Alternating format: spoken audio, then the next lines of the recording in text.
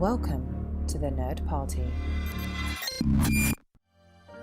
Let the filibustering begin. Welcome to Nerd Party.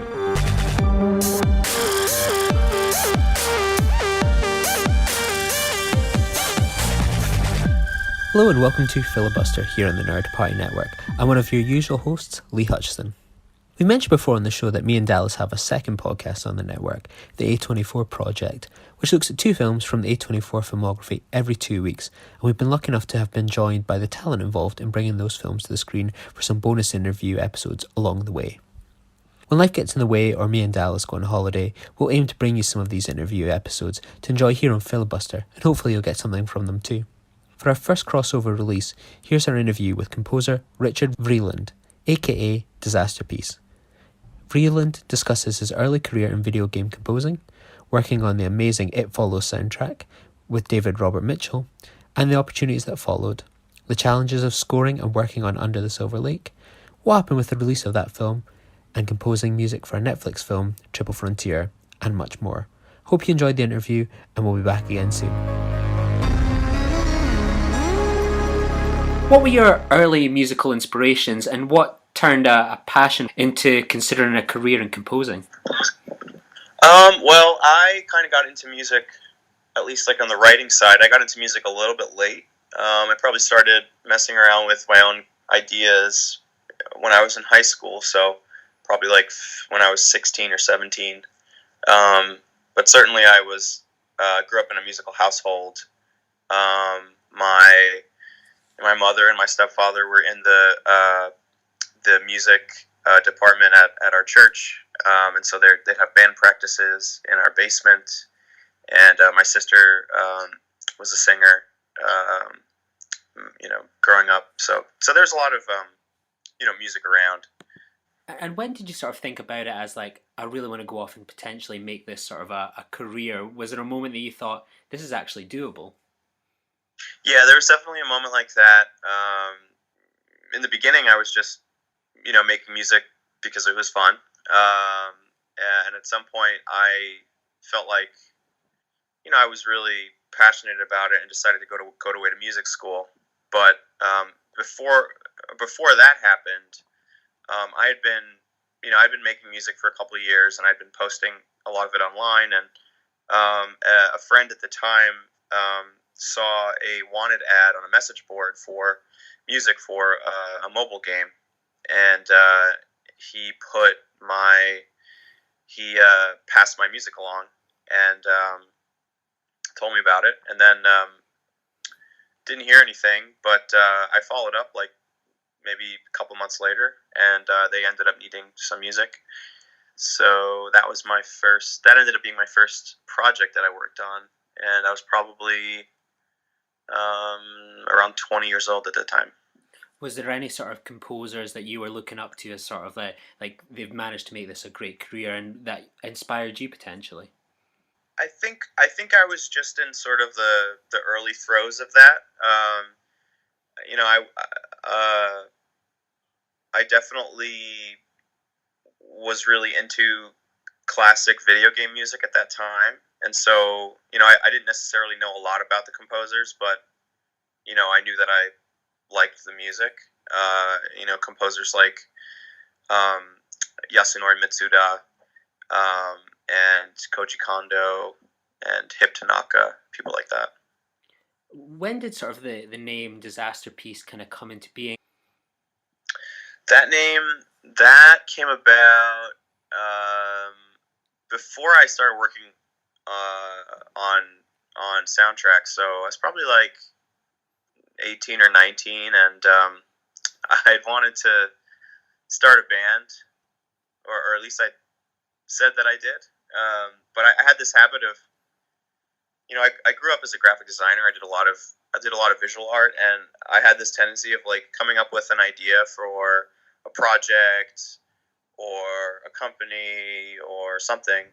And before I actually got into the nuts and bolts of doing a project, I would make artwork for it or make logos and things like that. So Disasterpeace was a name I came up with for a fictional band that maybe I would start or something.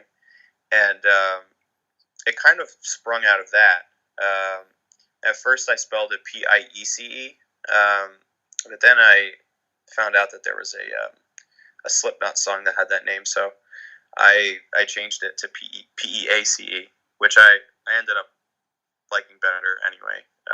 But yeah, that was a long time ago. I'm glad that I stuck with the name, and that it hasn't I haven't gotten sick of it. Video game soundtracks have really continued to grow in reputation over the past couple of decades. What attracted you to them, and how do they help you in finding your voice as a composer? Well, I think it was probably some of the music that I listened to the most growing up. I mean, certainly I had influences outside of games. I grew up in like my my parents listened to they listened to the Beatles, and every Christmas we listened to Vince Guaraldi, so I got into that. Folks like Joni Mitchell, Queen, Led Zeppelin. I mean, this was the kind of music that I grew up with, but at the same time, I spent a lot of time playing video games, so I think that music seeped in as well. And as a teenager, I got really into nu metal and heavy metal and classic rock and prog rock as a guitar player. All of that stuff was definitely kind of informing my creativity. But around the same time, I kind of rediscovering video game music from games that I loved growing up, but also that there were communities of people who were creating music, and they were creating arrangements and covers of that music, but also creating their own original music using old video game sounds and hardware, and all of that I really gravitated towards at that time. And I think part of it was, when I first started making music, I was trying to emulate the sound of a rock band, doing all the production myself, maybe recording as many of the instruments as I could. And for me at that time, I had no idea what I was doing, and it was very challenging to make anything that met some sort of standard of quality for sound. And so getting into for instance, getting into like chiptune music or something that had very simple a very simple sound format actually allowed me to iterate on my ideas more quickly and release more music. What sort of when I always think of, I'm always kind of curious about video games, because I think of there's so many different alternates to a certain action can lead to one way and another way. And how do you sort of compose to all that different options? Is it easy to go down a rabbit hole for sort of composing for video games, or how does that kind of all work for someone like yourself? Yeah, it can definitely get you can definitely get out of hand. I think it's important to kind of assess the gameplay and the scenario that you're trying to write music for, and to tread somewhat thoughtfully and cautiously when you're experimenting and exploring sort of non-linear concepts for music, because you're opening up a can of worms, so to speak. Like that possibility space can get really large really quickly. So I think, and sometimes you end up doing things that are, while they may be technically very impressive, they there may not be any real benefit, or people may not really notice sort of the work that's gone into the structure of the music. So there's definitely a lot of things to consider, a lot of things to weigh. Sort of the time resources that you have, the technical resources that you have, and sort of the end goal. Like, what is what are you trying to accomplish with the music? I mean, there are there are like approaches that have been done quite a bit that are fairly straightforward. Things like crossfading in different layers, different variations of music.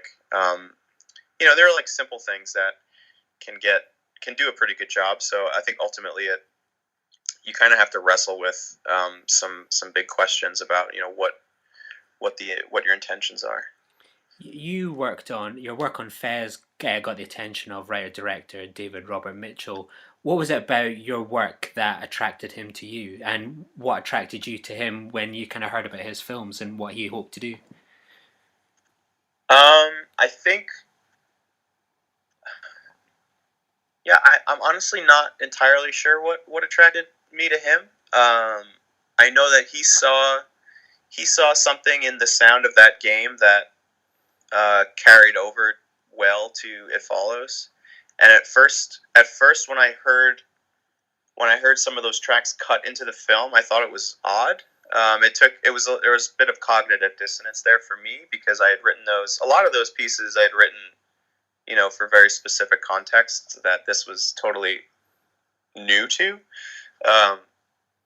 But I sort of began to understand like the sort of where that was coming from, and sort of the where the overlaps were between the sort of contemporized but retro inspired kind of approach that I took on Fez, and some of the goals with It Follows, having an anachronistic story and setting, but also being informed by classic horror films and stuff like that. So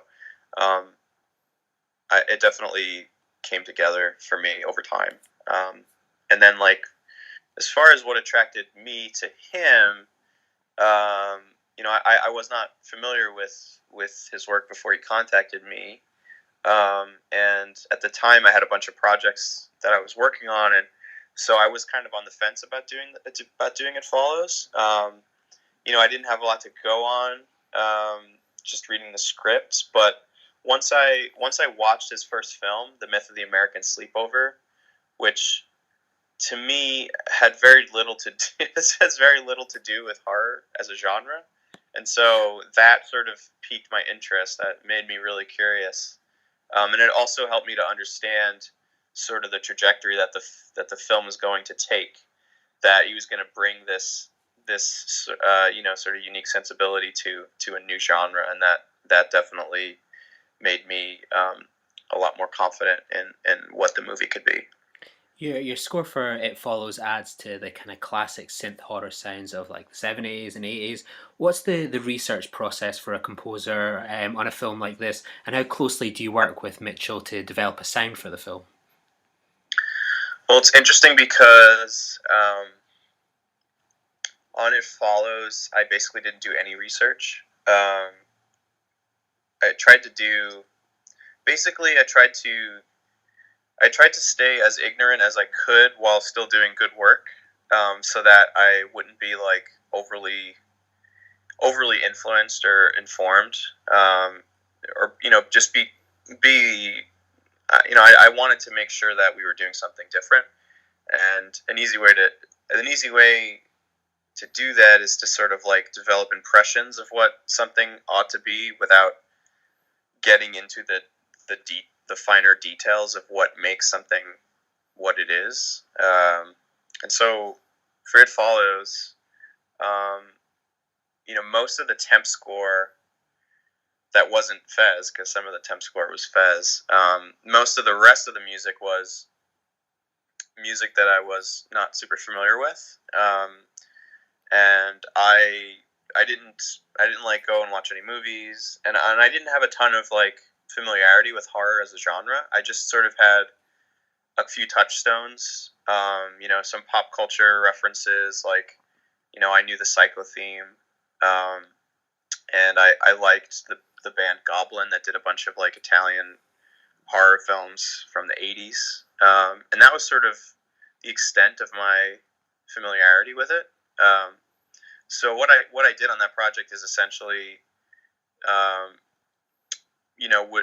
I would pull up a scene to score, and I would listen to the temp a few times and sort of internalize what the temp was doing, and then not listen to it anymore, and just kind of try to forget about it in some sense, but remember what the essential sort of elements, or what I felt like was essential about it, and then try to recreate something new, given the temp score as sort of like a creative prompt. And that process seemed to work really, really well for us, especially because I felt like the temp score was really strong. There was a lot of care taken in the placement of temp music, and like how the music informed the story, how it underlined sort of the intensity of certain moments. It was a very well crafted temp score. I've often heard like kind of composers like sometimes coming into a film, sort of in the tail end of post-production, and directors can often fall in love with that temp score because they've been with it for so long. Have you had the experience of that where you've tried to convince a director to maybe move away from the temp score and to maybe embrace some of your ideas, or can they get kind of too attached to what they've been hearing for months or maybe years? Yeah, it's definitely challenging. Ultimately, I want to put my trust in the director as much as I can. Some of that has to be, I guess, like pre-reconnaissance, like knowing who you're getting involved with, and feeling comfortable that you can put a lot of trust in their creative vision. For It Follows, a decent chunk of the temp score had music from Fez in it. There were probably 3 or 4 cues that were temped with Fez, and that proved the biggest challenge with that score.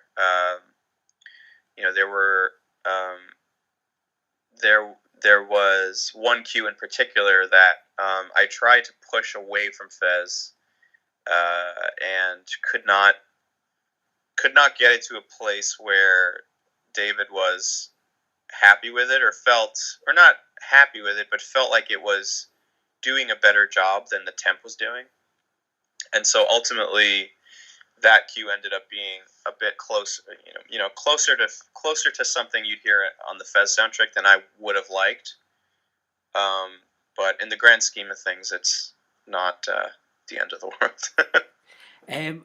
Was sort of composing a feature film a step up and a challenge, or did it feel like a natural progression from sort of your video game work? I think of it as like a separate thing. I wouldn't think of it as like a step up necessarily.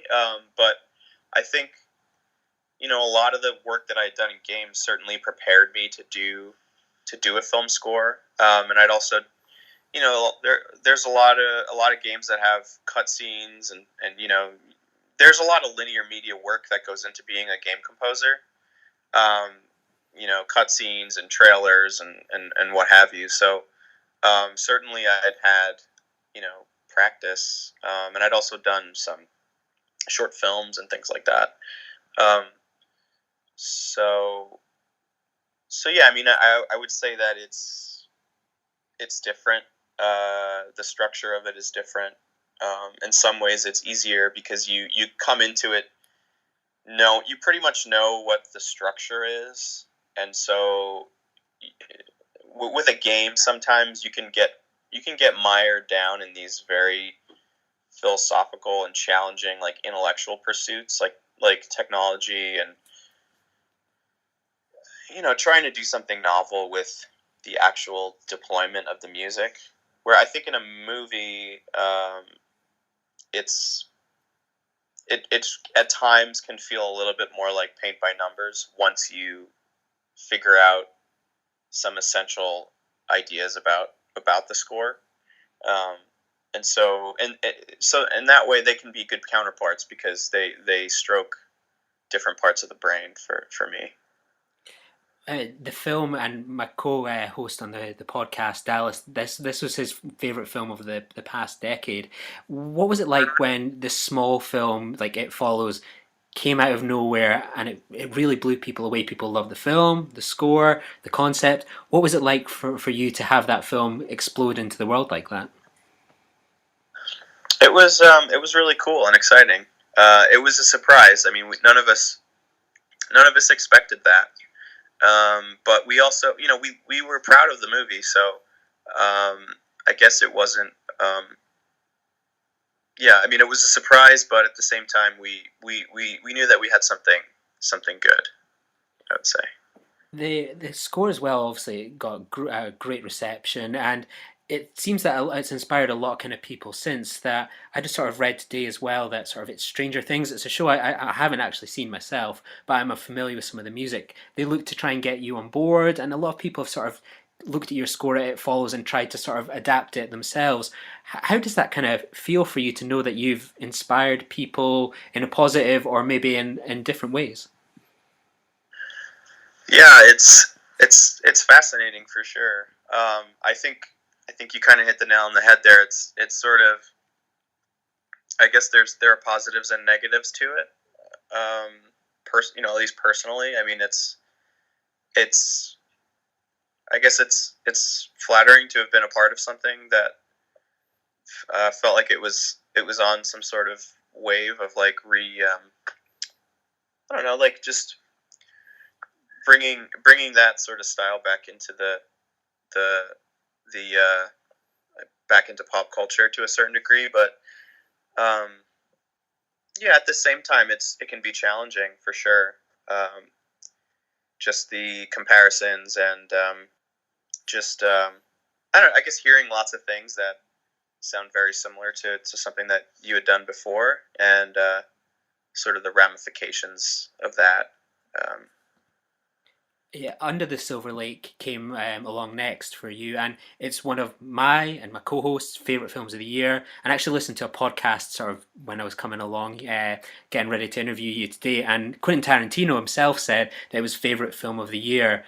When did David first approach you for this film, and when did you sort of first hear about this whole story?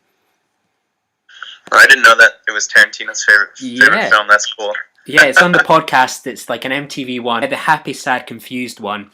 Like the host asked him, like, which directors do you kind of see today that you would love to like kind of get on with and talk and share work? And he went, David Robert Mitchell was one of those guys, and he was like, Under the Silver Lake is my favorite film of the year so far. It's funny actually because that script, David wrote that before he wrote It Follows, but given the nature of it, it's very ambitious. It took longer, I think, to just get the wheels in motion to make that movie. As soon as I read the script, I thought it was crazy in a good way, and really wanted to work on it, and so much so that I would say that it was one of the main reasons that I moved to Los Angeles, to really kind of be involved in the filmmaking process, like to get involved during pre-production and really kind of learn more about the what it's like to make a movie, and it's sort of all of the elements that go into the music side of things. And so I was on that project for over a year. I did a lot of pre-production on the project because there was a lot of music that happens on screen, including some pretty challenging scenes, like the songwriter sequence, which is like a 10-minute piano medley during a dialogue sequence, which was very, very hard. It was David put a lot of faith in me, asking me to do a fully orchestral score, which is something I'd never done before, really. That was really cool. It was very, very challenging, and I had a ton of help to make it happen. It definitely was not always fun. It was pretty difficult at times. By the end of it, I was pretty beat. I would say pretty burnt out by the whole thing. But we're really proud of the work that we did for that movie. Were you sort of aware yourself of the noir genre and the type of scores that have been kind of historically associated with it? Not really. I didn't really have any familiarity with noir before that. I mean, certainly knew about the genre and sort of had. I would say I had some sort of light touchstones, kind of similar to what my relationship to horror was when I started It Follows. That being said, I think this style of music was a lot more challenging for me to step into, and so the approach that I took with It Follows, the sort of the sort of like intentional ignorance kind of approach, I couldn't do in quite the same way with this movie. I felt like I needed a little bit more help, so I watched a handful of noir films. I watched Vertigo and Taxi Driver and Blue Velvet and Citizen Kane, just to kind of get a better understanding of the language. And it also was really my first introduction to the work of Bernard Herrmann, which I really fell in love with. I mean, that all said, I tried to follow a similar approach in that I would listen to the temp, a couple times, try to distill it down. Actually, on Silver Lake, I developed a slightly different technique for scoring with off temp, which was to kind of like create like a roadmap for myself, where I would kind of like lay down markers for different beats in a scene, and sort of equate different phrases or adjectives to those beats, just to kind of give me some structure to help me move through the process a little more quickly, because the whole process just took a lot longer than anything I'd been used to before. Just having to do a lot of the orchestral arrangement and stuff like that. So I definitely needed some extra tools and tricks and things like that to make it happen. Do you sort of score to film or create different themes for David to play with and use in the edit? What's sort of that relationship like for you two? So for Silver Lake, we actually had an intention to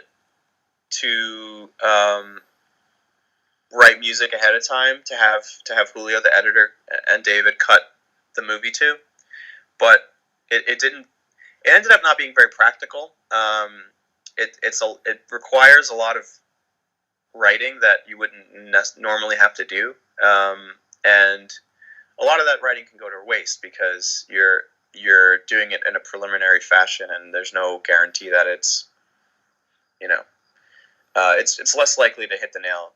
It's less likely to hit the target because it's not. You're not really. You're sort of like. It's more like you're. Instead of sort of reacting to the film being shaped, you're sort of like trying to help dictate it. So it ended up not really making sense for us, and so we kind of ended up going back to what we knew. Also, part of that too is that I had taken a couple of cracks at sort of a direction for music before we ended up doing an orchestral score, something that was a little bit more of a blend of orchestra and guitars and synthesizers and stuff like that, and it just wasn't really what David was hoping for. I think he wanted to incorporate more of a referential feeling to the score, that like the picture itself is very much nodding towards other noir films. So we ended up going in a more traditional direction as far as like what we had done before, our approach.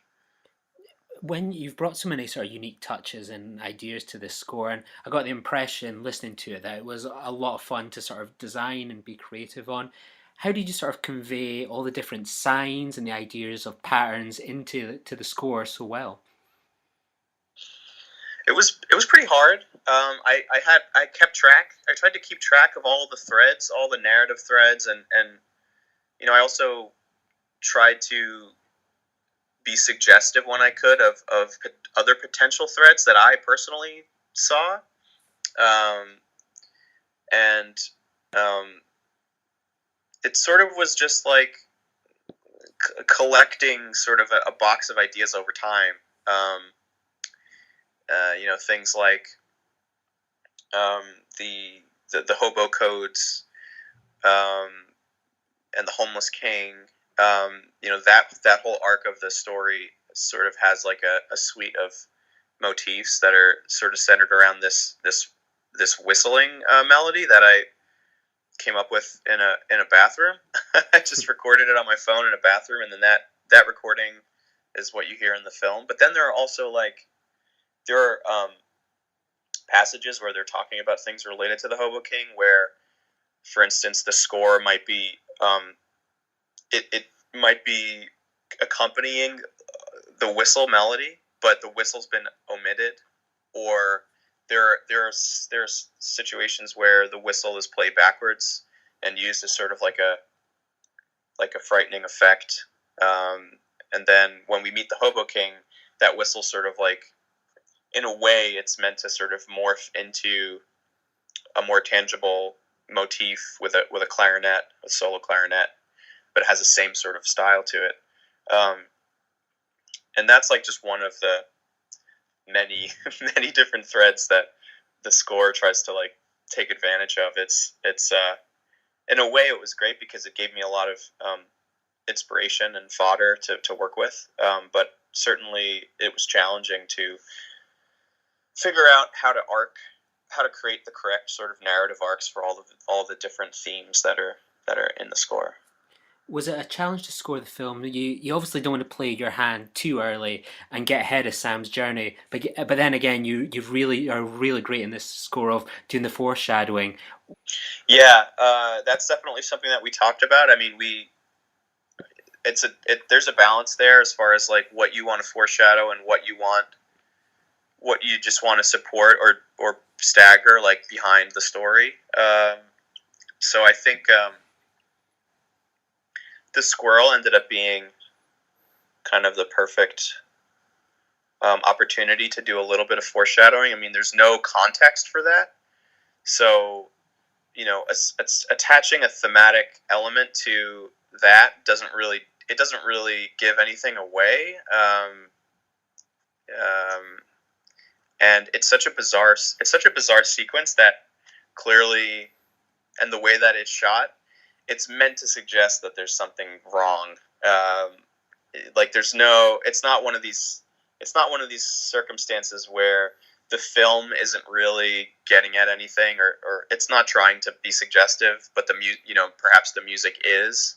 And in those circumstances, sometimes you may not want to be doing that because that may be running against sort of the grain of what the intention is with the movie.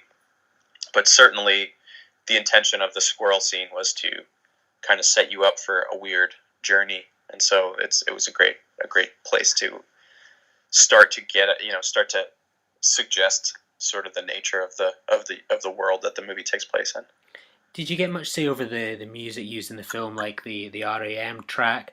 Also, any sort of involvement in the character of the songwriter? What was sort of your involvement in the other kind of music used in the film, and sort of maybe even developing the songwriter character and maybe contributing ideas that he could have invented, for example? Yeah, the songwriter was a fairly fully fledged idea in the script, but we had meetings about the songs that we would use, and there were a lot of logistical considerations for that, mostly that had to do with licensing and money, and so part of those conversations was bringing alternative song ideas to the table, and so there were probably like 5 or 6 of us at those meetings who were all bringing our own ideas to the table as far as what kind of songs we could include. And for instance, like Gymnopody, the Eric Satie piece was something that I had suggested as sort of an entry point to the sequence, something that wouldn't alarm you as an audience member. It would kind of, sort of nurse you into the sequence. And then one idea that I sort of snuck in there was to have the songwriter playing the initial cue with one hand. And so that arrangement of gymnopody that he plays is you can totally play it with a single hand. That was a little idea that I threw in there. And then there are other things that we did, and that's one of the great things about working with David is he's very open to other people's ideas. So there are some Easter eggs in the film that musical Easter eggs that I'd be hesitant to just outright give away, but sometimes some things got added pretty late. Would be on the mix stage, and there'd be a sequence, and we just have an idea like, wouldn't it be great if X, and then we would throw that in the movie. So in that way, it was pretty cool. When the film premiered at Cannes, it ended up being sort of recut afterwards. Did you have to get involved again and score into a different cut, or was your work sort of done and dusted by that stage? I don't really know. I'm not really sure about the recut. I've heard that there wasn't a recut, but I've also heard that there was a recut. I mean, I didn't notice when I saw the film at AFI. I didn't notice any differences between the Cannes version and the AFI version. So, if there are cuts, they're news to me. We've sort of discussed on the show that the Under the Silver Lake we felt was really badly handled by A24. At one point it would vanish from their website, it got a really sort of weird rollout, and I think we'll see it at the end of the year on a lot of best of the year film lists from critics and fans. As someone that was so closely involved in this film, what was your reaction to the rollout, and what could have maybe been done differently? Because it feels like people are managing to find the film now. It's always kind of top tier in sort of the iTunes charts. As we mentioned, someone like Tarantino was going on and saying, hey, this is my favourite film of the year, and that'll probably bring in a lot of a crowd too. What could have been done differently to the rollout, and what was your reaction to it as someone that was kind of closely involved? It was definitely frustrating. I think I guess I would have liked to see a more like firm commitment to the film. I think the release was a little bizarre, and I don't really understand the details of that. But my best guess would be that there was some hesitation, maybe to get fully behind the film because of the reception to it being so mixed. It's definitely not for everybody. So that's my best guess, but I'm not really privy to the details of that. Which makes it all the more kind of odd when you think of something like Under the Silver Lake. It seems to fit in with that filmography that some of their films can be divisive. They're not all perhaps universal. Like someone will, a lot of people like Under the Silver Lake. Some people might be baffled by it. It just seems odd that a film that seems such a perfect fit for them just didn't seem to get the rollout that a lot of other films have got in the past. It really was quite odd for us on the outside kind of looking in on that one. Yeah, I mean, I got the sense that there might be political motivations for it, but I mean, it's a lot of it is just hunches. It's not really, I don't really know what the actual reasons are, but certainly, the reception was very mixed. So that's I could imagine that being a part of it.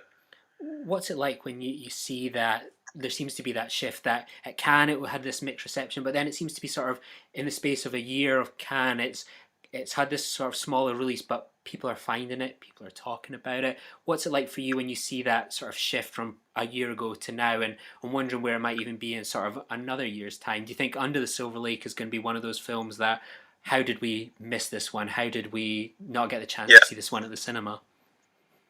I think it's definitely reassuring, like seeing the shift as the movie has gotten out to a broader audience, beyond like sort of the critics and gatekeepers and stuff like that. I mean, certainly there is an audience for a film like this, and I think it has sort of a cult appeal to it. It's a very bizarre, quirky, fun movie, and I think with time, it's shown to be. I think that the longer it goes on, the more I guess we feel good about it and feel vindicated that we made something that to be proud of, that we are fully behind. Yeah, I don't know. I don't spend a lot of time thinking about publishers, to be honest. Then sort of Triple Frontier was your next feature, and that was by sort of J.C. Chandler. What was he sort of looking for from you as a composer? So Triple Frontier, they were looking for. It was kind of an interesting project because you had a director who had never done an action movie before, and never done a big budget movie before, and so in a way, it felt like a good fit in that regard because we were all kind of stepping into something new together, and we had the experience that you need to do that, but also the lack of familiarity to bring something new to it. And I think it was a little more vague, perhaps, going into that as far as like what the sound needed to be, and so part of that process was figuring that out. Certainly, some of that was figured out with temp material, but some of it was just initial sort of concepting. And so, pretty early on, I had like made some sketch material, and they really liked it. We kind of we had talked about like guitars and treating guitars like orchestra, syncopated sort of like percussion, and that's kind of the way the score went. Lots of snare drums and toms, syncopated drums, lots of string textures, not just like orchestra, but also like bowed acoustic guitars and electric guitars and just all kinds of string-like sounds. So yeah, I mean, it had a very different trajectory than any other project I've worked on, and I ended up writing quite a lot of music for the film because of their process, how they cut the film, how they incorporated music into their work. They relied a lot heavier on the composer to help them sort of figure out sequences, and less so on the temp score. So it required more writing, I would say. Triple Frontier was obviously a Netflix release. Does that involve a different mindset to movies like It Follows and Under the Silver Lake, knowing that apart from maybe the odd person, like the entire audience will largely be hearing your score through TVs, laptops, mobile devices? How do you sort of compose for a film like that, knowing that people might not be watching it with the best sound systems in the world? Do you think about that, or do you think of it like I'm going to shoot for it as if it's going to be on the big screen? It certainly comes to mind. I mean, I don't know if it changes my approach too much. I mean, I want the music to cut through, and I would say that the elements in the film tend to dictate that more than the form factor. The fact that the movie has a ton of sound effects and dialogue. That definitely informs sort of the style of the music and sort of the frequency content of the music.